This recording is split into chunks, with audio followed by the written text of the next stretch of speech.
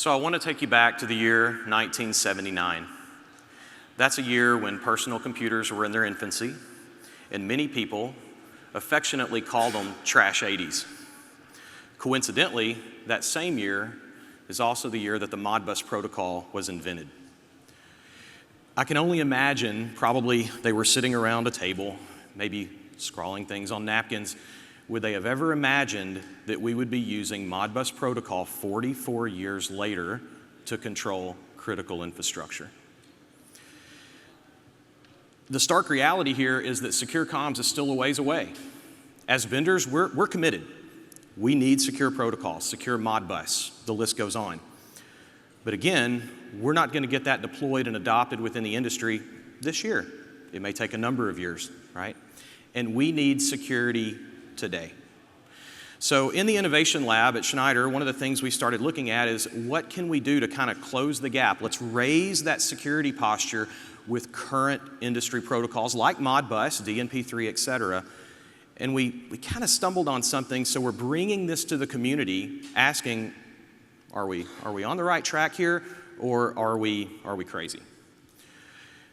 Looking at this from a systems level approach may give us the ability to leverage some data that to this point has been unleveraged to secure our systems. So let's look at the traditional approach that we have today and how we secure these systems. It's really a castle approach, right? We look at the perimeter, we secure the perimeter, let's have a nice firewall there, that's appropriate. But then what if an attacker breaches within our industrial control system? They can typically make lateral movement. That's a problem. Now, thankfully, we've advanced to the point to where now we'll see a more defense in-depth approach, which is appropriate, that's great. So now we'll have firewalls at different levels in the architecture, maybe even have those firewalls in the switchgear, right? So if they were to have some type of a breach at a higher level, lateral movement would be fettered. It would be harder to get to. In some of those more advanced systems, we'll even see a secured VPN. So from the control room down to the switchgear, let's encrypt that traffic. Again, that's an appropriate way to do it. Sure, add that encryption. But again, these are stopgap measures, right? And just like something I'm going to present today could be considered a stopgap measure. So what we were looking at as a team, again, we kind of had the innovation team looking at this and saying, well, if we're not going to have secure comms for a couple of years, what can we do today, again, to bring up the security posture? And we recognized that there is a trove of data in our OT network that is going untapped. So let's take a step back and think about the IT network. An IT network, it's very hard to determine what an anomaly is, right? And you also have endpoints that are being connected and disconnected. Think about in your workforce, when they arrive at the facility, they're all connecting Wi-Fi, and now you have a return of 100, 200, 1,000 endpoints now connected to your IT network. Compare that to OT. It's a flat network. We know what devices are on the OT network. We know about relays and circuit breakers, power meters, PLCs, et cetera. And that SCADA system knows even more than we do about it. It is literally the single source of truth. That SCADA system knows about every device on your OT network, and we're guaranteed it's not stale, because if it was stale data, if it was incorrect, the SCADA system wouldn't work, right? So can we take that data, that trove of data, and leverage it to bring further security posture to today's networks that currently have insecure protocols? And we think, again, we may have figured out a way to do it. So let's use a very simple use case. Let's talk about if we could take the data, have a secure comms layer just for the configuration of these firewalls, of these OT firewalls. To be clear, we're still sending Modbus TCP, still sending the normal traffic that we've sent for the last 44 years across this network. But in this case, could we securely configure the firewalls only to allow traffic when absolutely necessary? So let's look at the first use case. The first use case would be something like a maintenance window. So for those of you very familiar with SCADA, you might want to ignore me for 30 seconds, but for those of you not familiar with this maintenance window theory or technique, circuit breakers have to be maintained. Okay, so when we're talking about intelligent breakers like in medium voltage, high voltage installations, we're not talking about circuit breakers like in your home.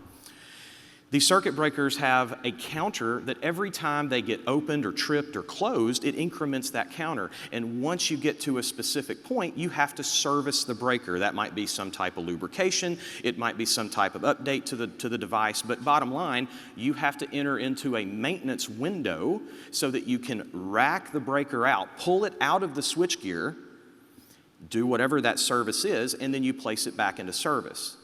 Well, when you enter that maintenance window, you go to the SCADA system and you say, this device is in maintenance mode. What that tells the SCADA system is, we're going to ignore the alarms.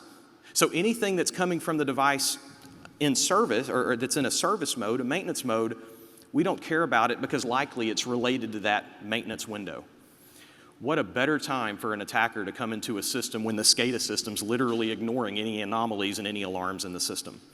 So, what if we tweak the SCADA now to where when we say enter maintenance mode for either an area of our plant or even a specific device, let's send a secure configuration signal down to the firewall that's responsible for protecting that part of the infrastructure, and let's wall it off.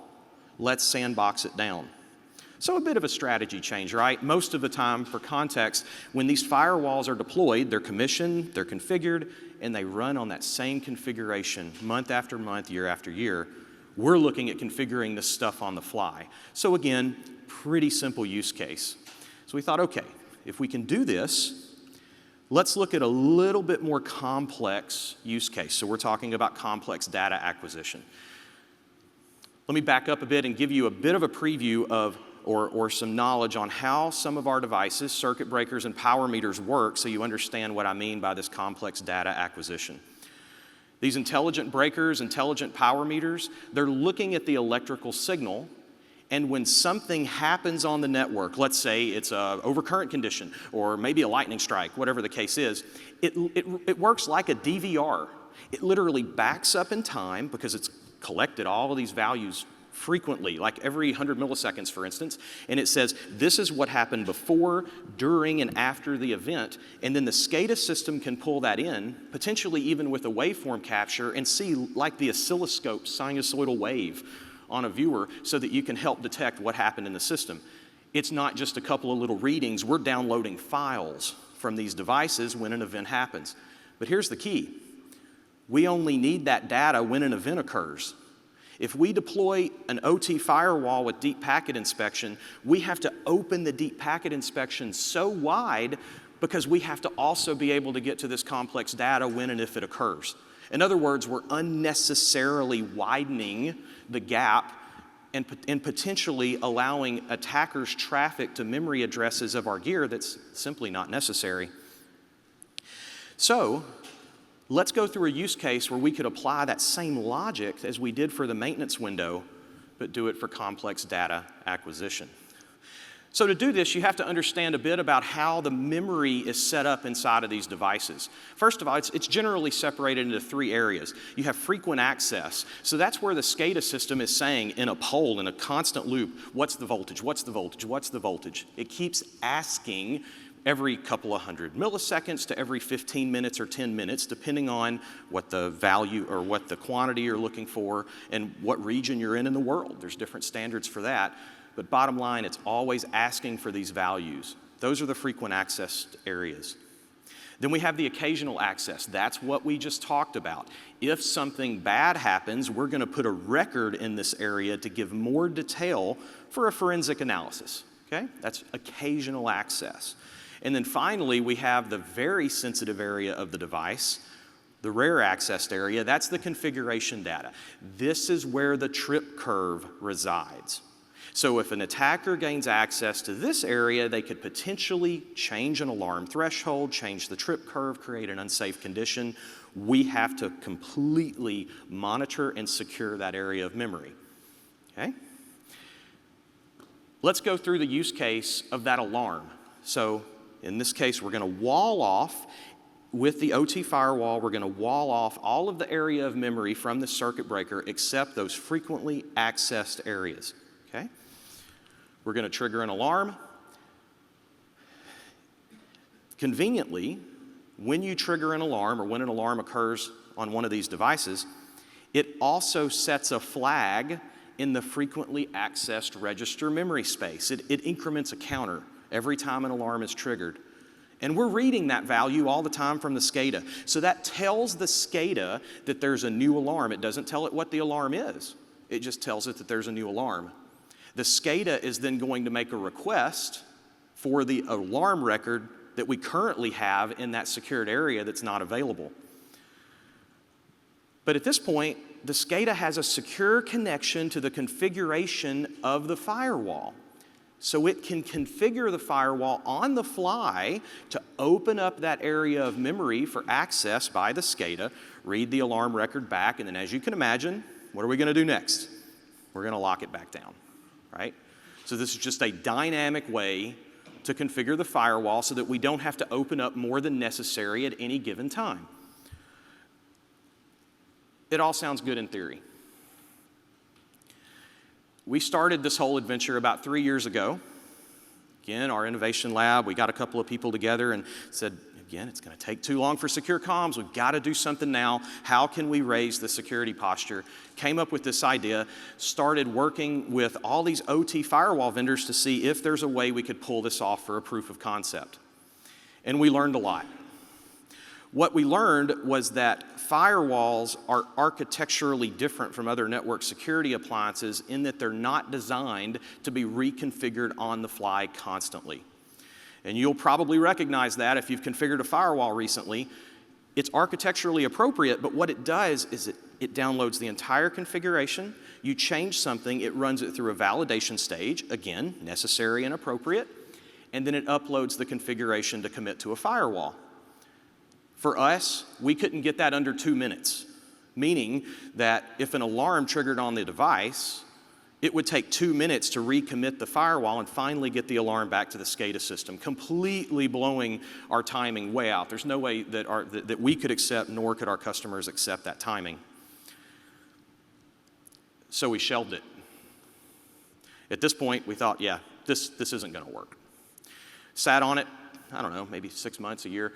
And we were at S4 last year, and we met up with TX1, and they had an IPS, intrusion prevention system, and my initial thought was, oh yeah, IPS and critical infrastructure, wait, we don't go there. Intrusion detection system maybe, but yeah, there's this position again, yeah, IPS and critical infrastructure, that's scary. But I gave it a shot, and we started looking at the architecture of this IPS, and we thought, whoa, wait a second, that might be exactly what we need. So I want you to think about what an IPS does. An IPS is sitting on a network. For the most part, it's open, right? It's allowing traffic, and it's looking for anomalies on the network, and if it senses an anomaly, it locks itself down. It prevents the data from flowing if it senses an anomaly, and it does that as quickly as possible because it thinks it's under current attack. Well, what if we were to flip that on its head and we were to say, no, we don't want you to stay open. We want you to stay closed by default. Let's block all the traffic you possibly can. And then when we send you a signal that we're about to send something in the clear, we want you to open for just that very one specific message. And we found out in our proof of concept that this IPS device could reconfigure itself in 50 milliseconds. Now we're in business. So we start really brainstorming like, oh wow, like originally we thought this was going to be maintenance windows and maybe download some complex data.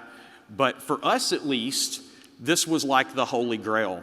Because now we can have Modbus with real-time access, we get the real-time data, we get the alarms, and we can protect the control operations. We can protect against adversaries, attackers that are trying to get into our system from opening and closing relays and circuit breakers.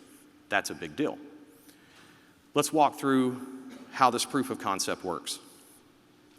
To give you a bit of a kind of lay the land here, we have a piece of switchgear locked enclosure. That's an important point. You have to have a secured enclosure for this to work because everything behind the firewall or the IPS, as the case may be, it's still raw Modbus. So we depend on physical security. In energy management, that's pretty natural for us because we're typically deployed in switchgear, metal-clad switchgear, something along those lines, or it could be in a secure room, right? In this case, if we use an example of an IT firewall, which I'm sure all of you are familiar with, I'm going to keep it simple here. It's just port and IP address.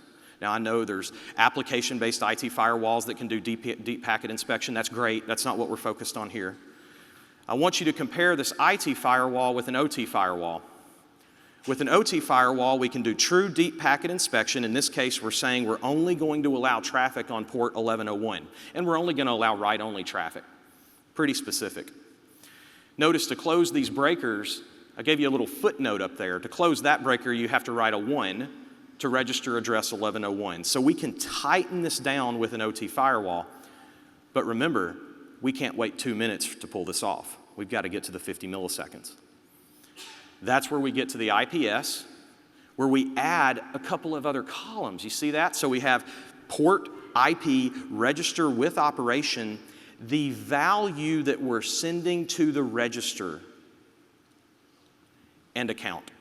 We want to make sure that we're not susceptible to replay attacks. We're going to make this a one-shot. Let's go through the use case. So I want to close a circuit breaker. I'm going to click the close button on the SCADA system. The first thing I'm going to do is establish a secure communications link between the SCADA and the IPS device.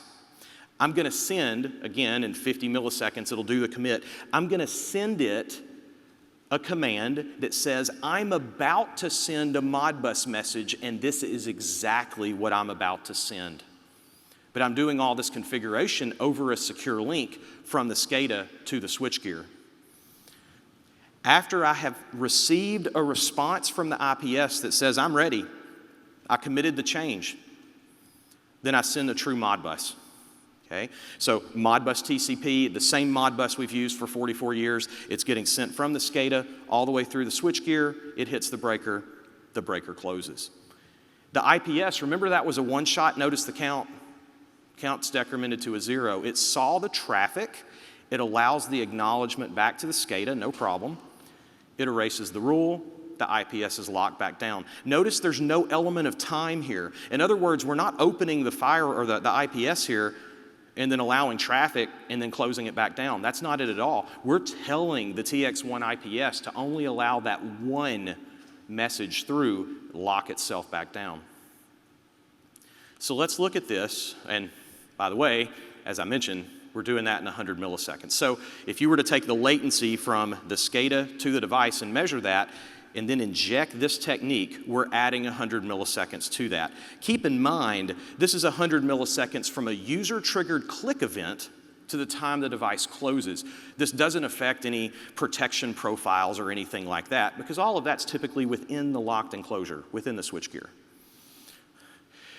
So let's look at the same use case with what I think is a pretty interesting attacker attempt. So in this case, the attacker is sending a flood of messages, and it's a close command, coincidentally, and they are spoofing the SCADA system. So they're spoofing the IP of the SCADA. Got it? That's our effect here. So we're injecting a flood of close commands, and we are legitimately going to try to close the breaker with the SCADA system. So going through the same case as before, the first thing that's going to happen is we're going to click the close button. The operator clicks the close button in the SCADA system. It sends the secure traffic over to the IPS. It says this is the exact Modbus message that is about to be sent. Be ready for it. The IPS responds and says, yep, I'm committed, I'm ready. Now what happens? We've got a race condition, right? Because we're going to send Modbus traffic to close the breaker, and the attacker is also flooding the network with that same message. So which one's going to arrive first to the IPS? In all likelihood, it's going to be the attacker's traffic that's going to do that. Likely, the traffic that we send legitimately from the SCADA system is going to be discarded because the attacker's traffic got through because it matched the signature that we had prepared the IPS for in the previous step. The attacker's traffic gets through the IPS, and what does it do? It closes the breaker. The IPS doesn't know it's not from the SCADA, But here's the key, it really doesn't care. Because all the Modbus is acting as is a trigger at this point. We've told the IPS over the secure link what command we want to execute on the switchgear.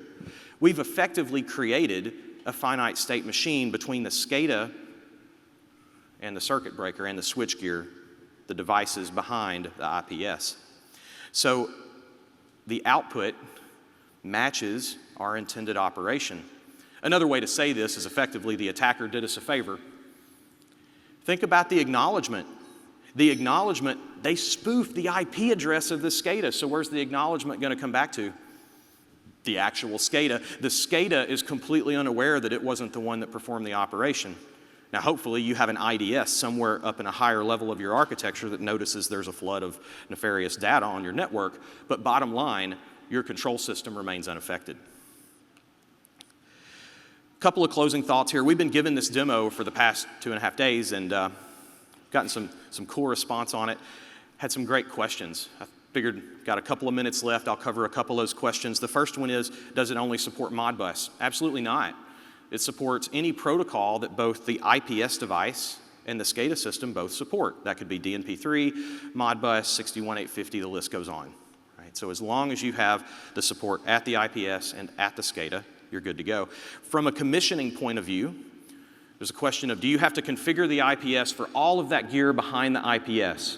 Think about where the IPS is positioned. It's positioned just inside of the switchgear. You could have one relay, you could have 100 relays, or in 50 circuit breakers inside of that same switchgear. These devices are running at 400 megabits per second. That's way beyond the bandwidth requirements for ICS systems, right? So it scales pretty well. When you add devices to your SCADA system, the way you do that normally is you add a device profile, like pick the model of the device you're adding. You add an IP address for that device. In this technique, you would also add the IP address of the IPS that it's sitting behind.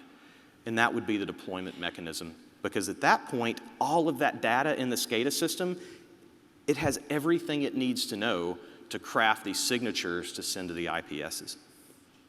I think finally I want to give you a call to action. It's a pretty simple one. I think it's a powerful one though, and that is I want you to hold us accountable as vendors. As you know, we're a business, and in business we have to justify development for our products. Includes security posture, security features, etc. By you demanding security features in our products to us, that helps us build a business case to justify that development. We need that. We need you to when you spec in product, require those products to meet a standard, 62443 for instance. Require your system deployments to meet 62443. That helps us as a vendor, and it absolutely helps your systems raise their security posture. We have a demo of this. I'm going to go up to the room here in a few minutes. It's up on the 3rd floor in the Schneider room. It's a live demo. We can dig into the nuts and bolts behind this. I would love to answer any questions you have on it. I literally coded some of this last week. Like, we can get down into the code. I don't care. I want to show you how this works and see if this fits in your environment and get feedback from you if we're on the right track. And with that, I appreciate your time.